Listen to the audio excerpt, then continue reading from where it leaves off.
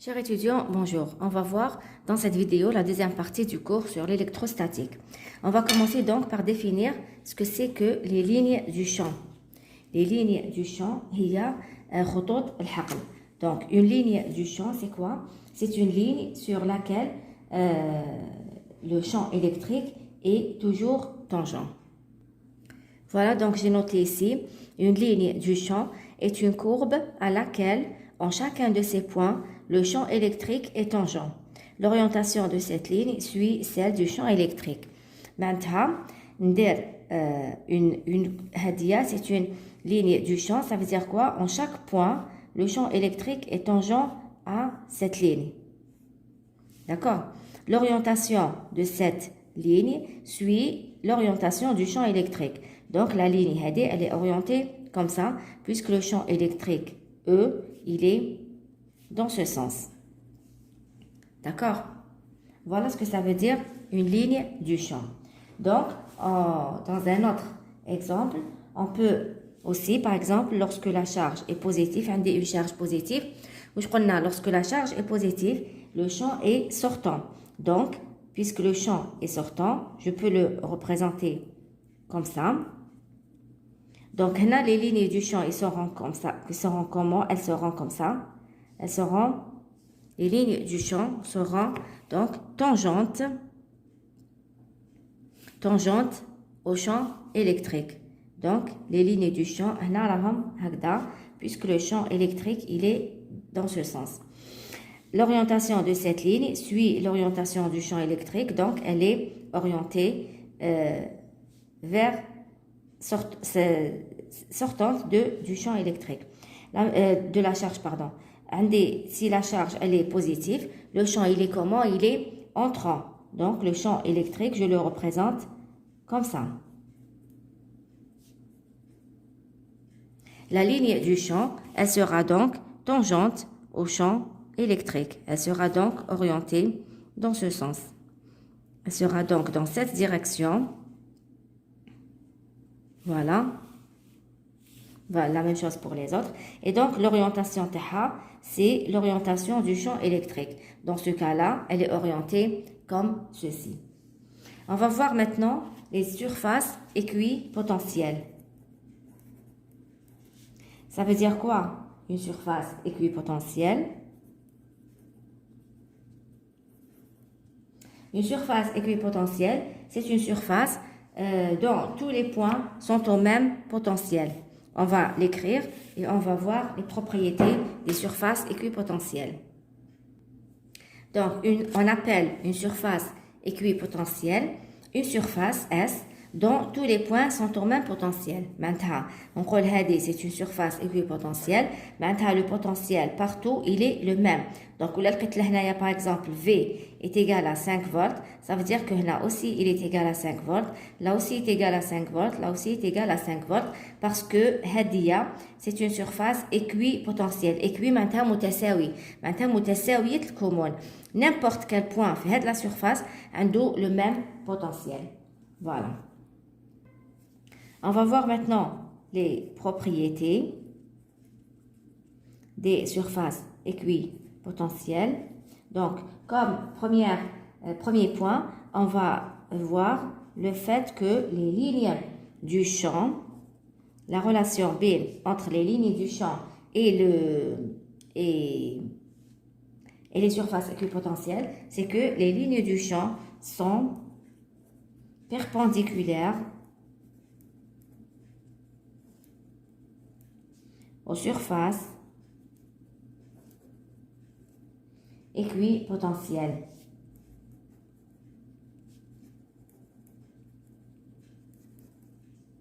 Qu'elles rencontrent.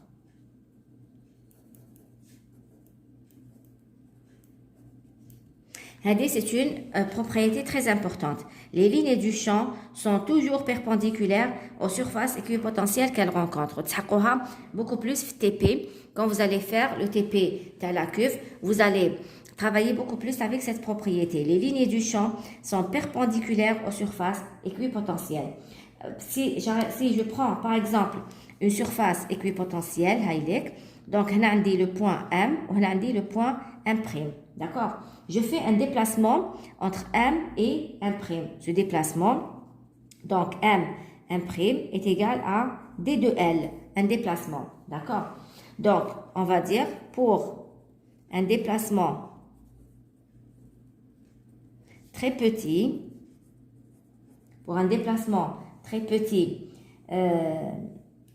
sur une surface équipotentielle,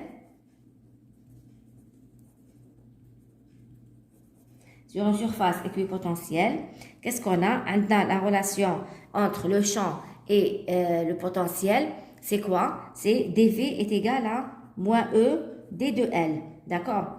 Mais puisqu'Anna, je suis sur une surface, Hadi, c'est une surface équipotentielle. Puisque c'est une surface équipotentielle, ça veut dire quoi? Ça veut dire que le potentiel fait le point M est égal au potentiel fait le point M'. Maintenant, dV est égal à 0. D'accord? dV est égal à 0.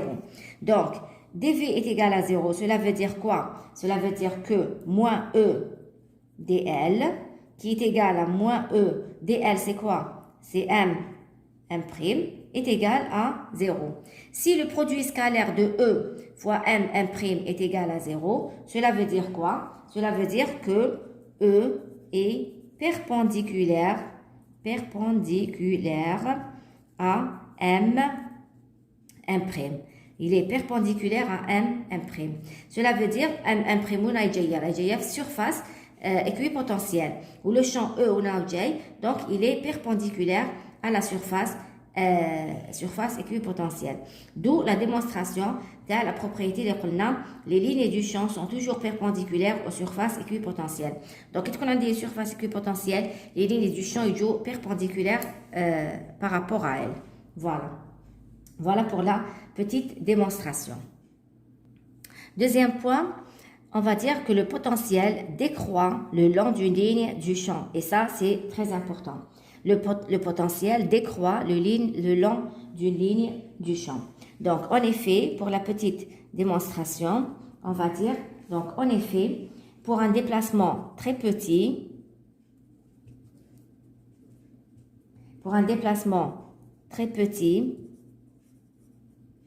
M', qui est égal à dl, toujours, qui marche la surface équipotentielle, qui marche la première propriété.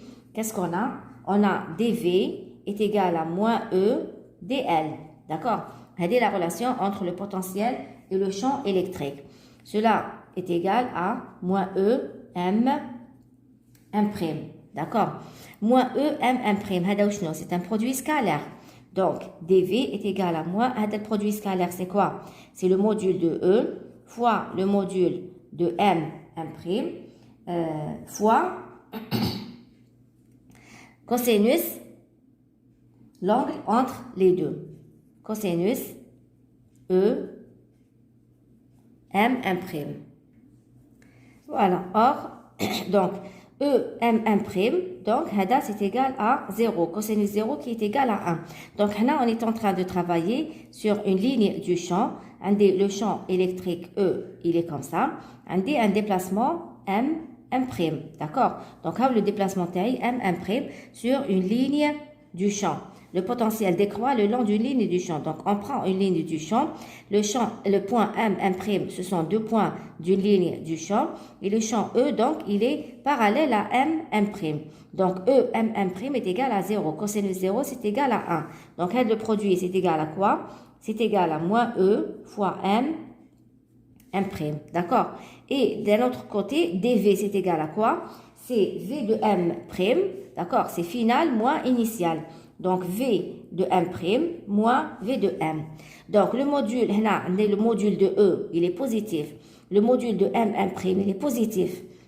Pardon. Avec un signe moins, ça me fait V de M' moins V de M qui est inférieur à 0. Cela veut dire que V de M' inférieur à V de M. Donc, V de M' inférieur à V de M.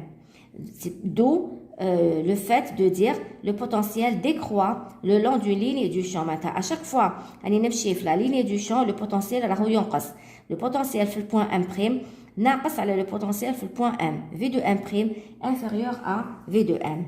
Voilà. On va voir maintenant un autre point. Avant de voir un autre point, on peut tirer comme conclusion aussi. On peut dire que donc la ligne du champ est orientée du potentiel le plus élevé vers le potentiel le moins élevé. Donc on va le noter. La ligne du champ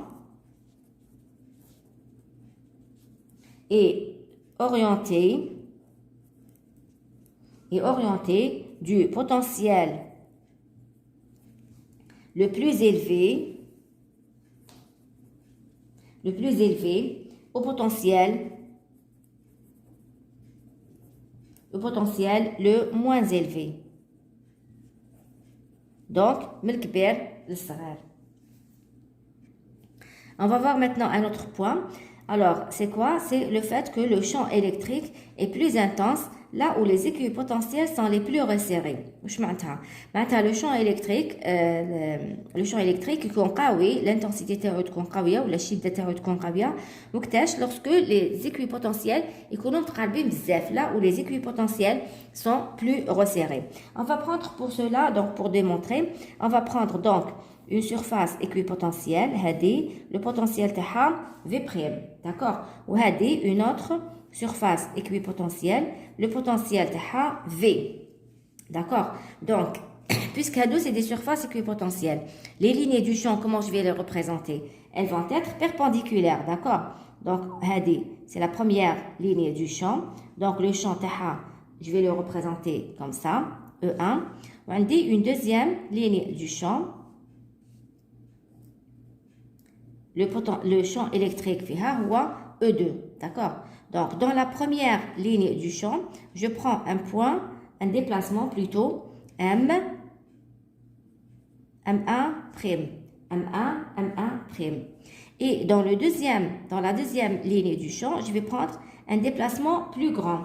Donc, c'est le point M2 ou c'est le point M2'. Donc, vous voyez que M1' inférieur à M2'. Donc, M1', de module inférieur à M2'. D'accord?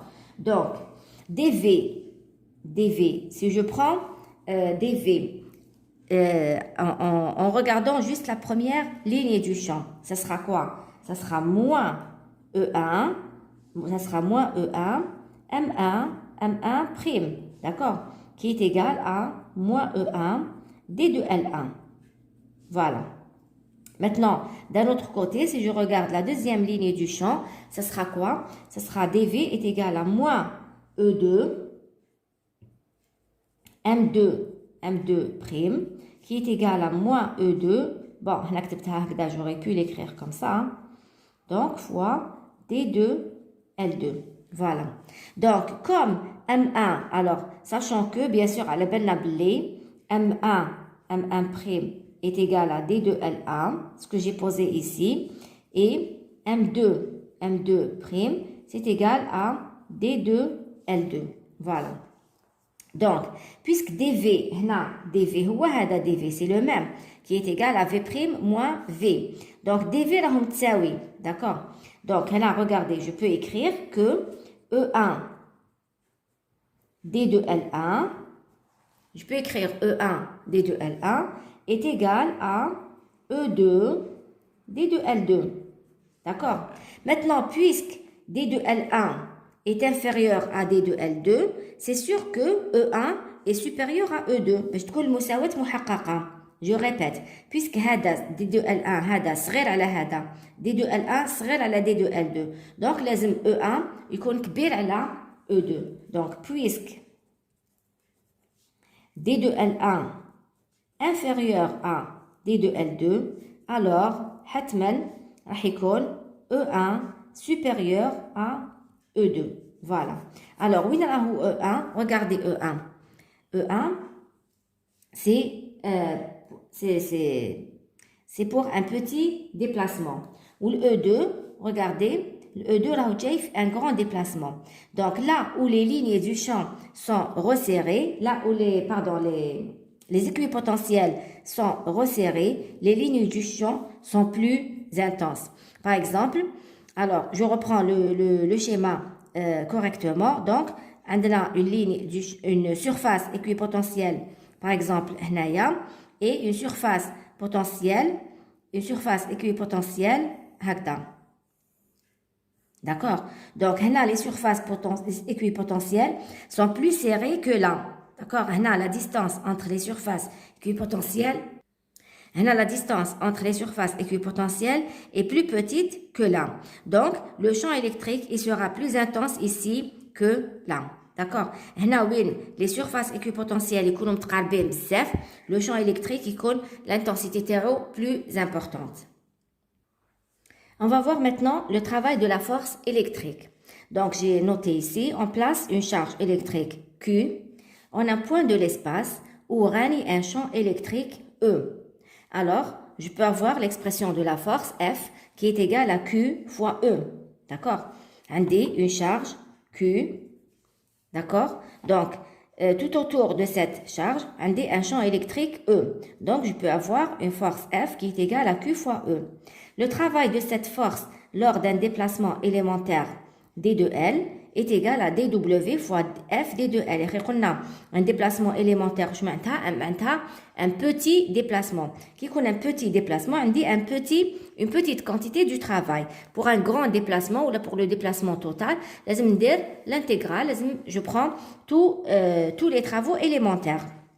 Donc, le travail de cette force lors d'un déplacement élémentaire est égal à dW qui est égal à F D de L. Maintenant, au cours d'un trajet AB, on a donc W, c'est égal à quoi? Ça sera l'intégrale de dW, d'accord? Donc, ce sera l'intégrale de F D de L entre le point A et le point B. Donc, F, c'est égal à quoi? F, c'est égal à quoi? C'est égal à Q fois E fois D de L. Je reprends le D de L TR. D'accord? Q, c'est une charge, c'est une quantité constante. Donc, je peux la faire sortir de l'intégrale. Donc, j'y prends l'intégrale entre A et B. Q, je la fais sortir de l'intégrale. Il prend E fois DL. E fois DL, c'est égal à quoi? La fameuse relation terna, il y a moins dV. E fois dl est égal à moins dV. Le moins, خليته لهنايا و dV درتو داخل l'intégrale entre le point A et le point B. Donc ça c'est égal à quoi? L'intégrale مع la dérivée يقدروا يروحوا. Donc يبقى لي moins Q V entre A et B. On dira que l'intégrale c'est la fonction inverse de la dérivée. Donc l'intégrale de la dérivée c'est la fonction elle-même. Donc là ce sera quoi? Ça sera moins Q هذه V B moins V A. D'accord? Ou là, si je veux faire sortir, si je veux faire entrer plutôt le signe moins d'Akhal, ou W, donc entre le point A et le point B, c'est égal à Q fois VA moins VB. Q, VA moins VB. Voilà. Donc, c'est le travail de la force électrique pour un déplacement du point A au point B, c'est Q fois VA moins VB. On va voir maintenant l'énergie potentielle. Donc, j'ai noté ici, l'énergie potentielle est définie comme étant le travail de la force électrostatique agissant sur la charge pour un déplacement de celle-ci du point M où elle est située et où le potentiel est Vm à un point de référence R où la charge n'est plus soumise à l'action du champ électrique extérieur. Donc, on a la charge Q, راهي في le point M, وعندها un potentiel V de M, d'accord? راهي لهنايا. Donc, l'énergie potentielle تاعها c'est quoi? Elle est définie comme étant le travail de la force électrostatique agissant sur la charge, d'accord? Pour un déplacement de celle-ci. Donc, le déplacement, le déplacement c'est le point M, où il y a le potentiel V de M, d'accord, à un point de référence R où la charge n'est plus soumise à l'action du champ électrique. Maintenant, le déplacement, par exemple, à un point R, d'accord, oui, ما عنديش un champ électrique. ما عنديش un champ électrique لهنايا. Donc, هنا, le champ E est égal à 0, d'accord, et par conséquent, V de R est égal à 0, d'accord. Donc, je reprends la définition هادية تاعي, ça sera donc l'énergie potentielle, donc W du point M au point R, c'est égal à quoi? معناتها من le point M, le travail هذا من le point A, le point B, le point A تاعي هو M, ou le point B هو R. D'accord? هذا le travail du point M au point R, ce n'est rien d'autre que l'énergie potentielle que je vais noter EP في le point M. C'est égal à quoi? C'est égal à Q. هنا واش قلنا V de A moins V de B. الA تاعنا وشنو هو M. Donc V de M moins V de R. Or V de R est égal à 0. Cela veut dire quoi? Cela veut dire que l'énergie potentielle في le point M est égale à Q fois V de M. هذه هي l'expression تاع l'énergie potentielle, une expression que vous devez apprendre par cœur. D'accord? Alors, puisque la force... on va voir maintenant l'énergie interne d'une distribution de charges électriques. Maintenant, on a un ensemble de charges, Q1, Q2, Q3, etc. Donc, soit par exemple, deux charges. Là, je vais prendre le cas de deux charges. Donc, l'énergie interne, c'est U, d'accord? U. L'énergie interne d'un système constitué de deux charges. Là, j'ai pris l'exemple de deux charges. La même chose pour 3, 4, etc. Donc, l'énergie interne d'un système de deux charges, c'est quoi? C'est l'énergie potentielle de la deuxième charge placée dans le champ de la première. D'accord? C'est l'énergie potentielle de la deuxième charge dans le champ de la première ou inversement. Ou inversement. Maintenant, l'énergie potentielle de la première charge dans le champ de la deuxième charge. Donc, l'énergie U, l'énergie interne, c'est donc, ça sera l'énergie potentielle, l'énergie potentielle, c'est Q fois V. Donc, l'énergie potentielle de la première charge placée dans le champ de la deuxième. Ou là, c'est l'énergie, c'est la charge, c'est la deuxième charge placée dans le champ de la première charge. Donc, هنايا Q1, V2, c'est égal à quoi? V2, c'est le potentiel de la deuxième charge. C'est égal à K, Q2 sur R. R ou non, c'est la distance entre Q1 et Q2. Donc, c'est la distance R. Maintenant, si je regarde la deuxième définition, ça sera Q2. V1, c'est quoi? V1, c'est K, Q1 sur R. Donc, vous voyez que on a des K, Q1, Q2 sur R. On a la même chose, K, Q1, Q2 sur R. On obtient la même chose. Donc, l'énergie interne, c'est, par définition, c'est l'énergie potentielle de la deuxième charge placée dans le champ de la première ou inversement, ou la charge, ou l'énergie de la première charge placée dans le champ de la deuxième. Voilà.